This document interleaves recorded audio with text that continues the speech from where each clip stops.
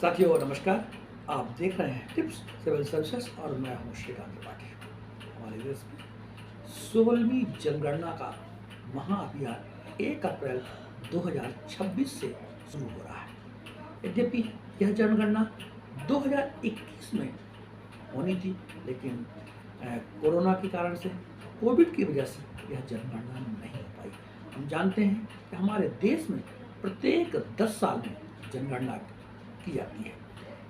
इस जनगणना की शुरुआत 1872 में ब्रिटिश शासन का समय था। वो ब्रिटिश शासन काल में लॉर्ड मेयो के शासनकाल में शुरू हुई, लेकिन तब ये जनगणना व्यवस्थित नहीं थी और 1881 से लॉर्ड रिपन के शासनकाल में यह व्यवस्थित तरीके से इस जनगणना की शुरुआत की। तब से प्रत्येक 10 वर्ष में जनगणना होती रही है, लेकिन प्रथम विश्व युद्ध और द्वितीय विश्व युद्ध तथा एक कोरोना का जो समय था 2020-21 का समय, इस समय यह नहीं हो पाई थी। जनगणना केवल इंसानों की गिनती मात्र नहीं है, इससे हमारे देश की समस्त सामाजिक और आर्थिक परिवेश, सामाजिक आर्थिक सर्वेक्षण और सरकारों को अपनी नीतियों को बनाने के लिए और देश को किस तरह से आगे बढ़ाना, उन समस्त कार्यों की एक रूपरेखा निरूपित करने के आंकड़े भी देती है। इसलिए दुनिया के तमाम देश जनगणना का यह महत्वपूर्ण कार्य करते आए हैं। प्राचीन काल से होता है। प्राचीन काल में देखें तो रोम, फारस, मिस्र, चाइना में हुआ। 1749 में व्यवस्थित तरीके से स्वीडन में या हो गया और भारत में 16वीं जनगणना शुरू हो गई है और ये 2 किस्तों में होगी। प्रथम किस्त में हाउस लिस्ट, पहले मकानों की जनगणना होगी, इसके बाद इंसानों की जनगणना होगी। और इस बात की विशेषता है कि यह पूर्णतः डिजिटली जो हमारे पास डिजिटल टूल्स हैं उनके द्वारा ये जनगणना की जाएगी और इस बार जाति आधारित जो आंकड़े हैं वो भी एकत्रित किए जाएंगे। हम आपको बता दें कि जाति आधारित जनगणना पहली बार की जा रही है, आंकड़े पहली बार एकत्रित किए जा रहे हैं। जब 1931 में यह किया गया था। इस बार जो जनगणना 16वीं जनगणना की जाए उसमें 33 प्रकार के सवाल होंगे।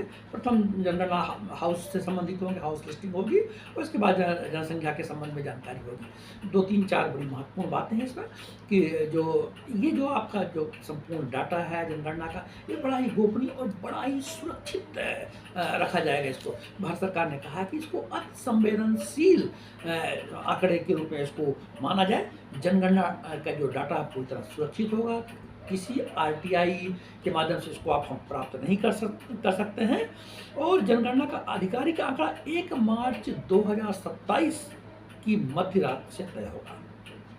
इस जनगणना में हम खुद स्वयं भी डिजिटल प्लेटफॉर्म में जाकर के पोर्टल में लॉगिन करके जानकारी अपनी भर सकते हैं, तो सेल्फ भी भरा जा सकता है।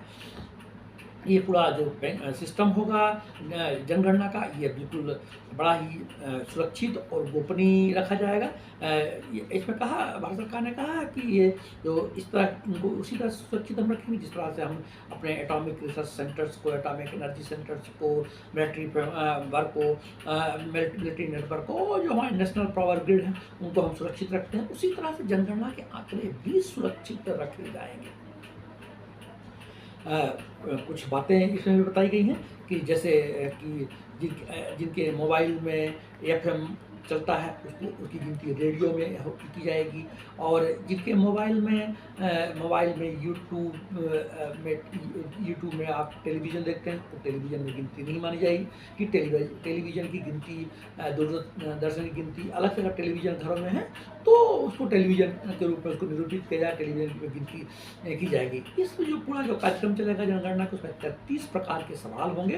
पहले फर्स्ट जनगणना में जिसमें जैसे आपको बताया कि पहली जो गणना होगी वो हाउस लिस्टिंग के संबंध में होगी और इसमें जो 33 सवाल हैं उसमें मोटे-मोटे सवालों की जानकारी आपको देते हैं। जैसे भवन की संख्या, जनगणना, मकान नंबर, मकान इस्तेमाल सामग्री जैसे मिट्टी, लकड़ी, सीमेंट, पत्थर, दीवार में इस्तेमाल सामग्री जैसे घास, ईंट, पत्थर, कंक्रीट आदि, छत में इस्तेमाल सामग्री, खपरेल, टीन, लोहे की चादर, कंक्रीट, जनगणना मकान का उपयोग जैसे उसका आवासीय उपयोग हो रहा है, दुकान में हो रहा है या मकान की हालत जैसे अच्छी स्थिति में, रहने की स्थिति में या जर्जर स्थिति में, घर का नंबर, परिवार में समान रूप से रहने वाले व्यक्तियों की कुल संख्या, परिवार में कितने लोग हैं, परिवार और मुखिया की जानकारी है, परिवार के मुखिया का नाम, मुखिया जो है पुरुष है, महिला है, थर्ड जेंडर है, क्या मुखिया अनुसूचित जाति से संबंधित है, क्या मुखिया अनुसूचित जनजाति से संबंधित, इस प्रकार के आपके आंकड़े